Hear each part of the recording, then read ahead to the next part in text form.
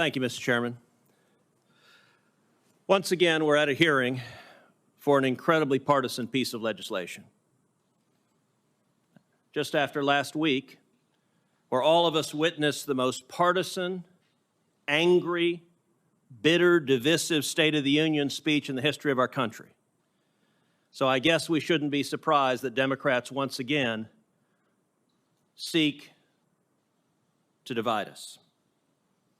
Contrary to the prevailing Democrat narrative happily repeated by the corporate media, that Republican-sponsored legislation would herald a return to Jim Crow. I would note, by the way, Jim Crow laws were drafted by Democrats to ensure the voters could only elect Democrats. That's what Jim Crow was designed to do.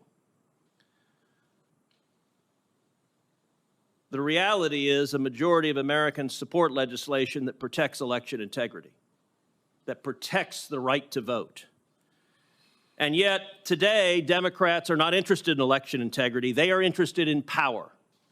Power by any means necessary. And so the Democrats' focus is on controlling elections and controlling the outcome. There's an irony. Today, Democrats love to beat their chest and say they are defending democracy. And yet, all across the country, we see Democrat courts and Democrat officials who have been trying to throw Donald Trump off the ballot. Because nothing protects democracy like preventing the voters from voting for your opponent. When the Colorado Supreme Court decision came down stripping the voters of Colorado of the right to vote for President Trump, I said that day the decision would be reversed by the U.S. Supreme Court, and I said it would likely be reversed unanimously. It was reversed unanimously.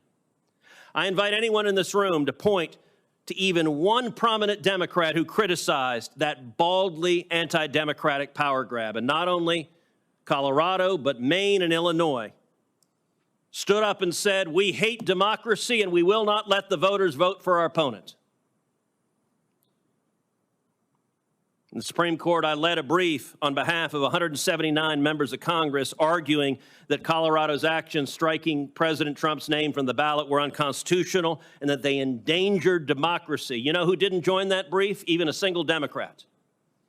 Because when it comes to democracy, today's Washington Democrats have zero interest in the voters actually deciding.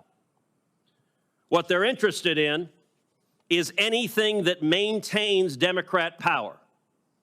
And what they oppose is anything that creates even a tiny window that the voters might choose to vote for somebody else.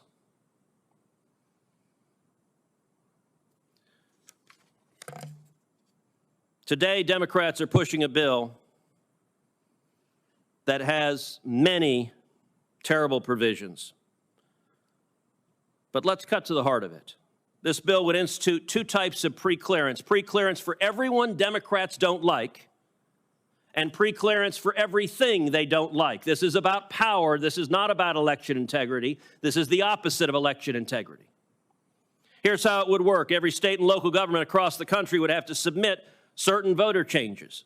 Things like voter ID requirements or prohibitions on ballot harvesting to radical partisan activists at the Biden Department of Justice like Kristen Clark, who has not been shy about her hatred of voter integrity laws. And by the way, spoiler alert, the Biden Justice Department would refuse to pre-clear all of them.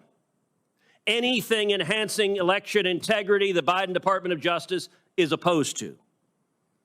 Similarly, state and local governments that the Democrats don't like would have to submit any voting changes to the Biden Department of Justice, which sadly has been the most partisan and political Department of Justice in our nation's history.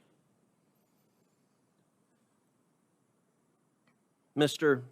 von Spakovsky, welcome back to the committee. Although Democrats are holding this hearing under the guise of caring about voting rights, it's ironic because they're the party that just attempted to disenfranchise millions of Americans.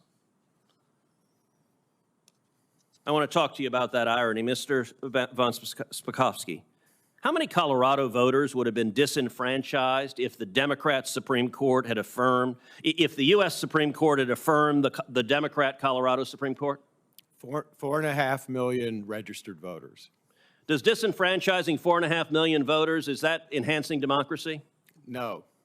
Are you aware of any major Democrats who spoke out in support of democracy and against disenfranchising millions of people in Colorado? I am not. Are you aware of any major Democrats who spoke out against disenfranchising voters in the state of Maine? I am not, and that would have been 1 million registered voters. Are you aware of any major Democrats who spoke out against disenfranchising voters in the state of Illinois, which is the home state of the chairman of this committee? I am not. And that was one lone district judge who said, nope, the people of Illinois don't get to vote for the Republican nominee for president.